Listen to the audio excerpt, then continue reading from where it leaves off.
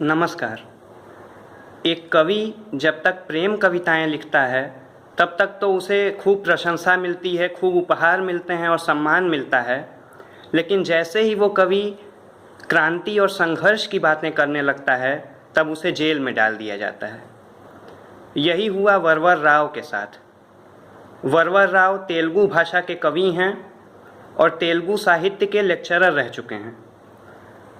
दर्जनों कविता संग्रह उनके प्रकाशित हो चुके हैं और उनकी कविताओं के अनुवाद तमाम भारतीय भाषाओं के साथ साथ अंग्रेज़ी में भी उपलब्ध हैं।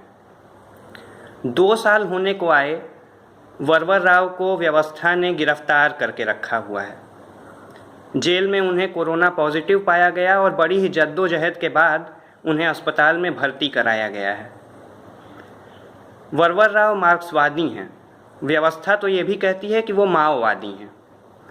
उनकी विचारधारा से मेरा सरोकार है या नहीं, यह मायने नहीं रखता और यह ज़रूरी भी नहीं है।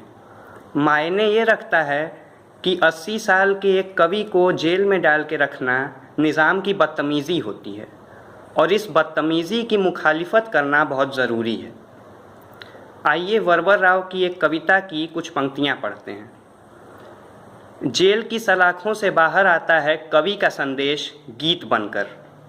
कब डरता है दुश्मन कवि से, जब कवि के गीत अस्त्र बन जाते हैं। वह कैद कर लेता है कवि को, फांसी पर चढ़ाता है।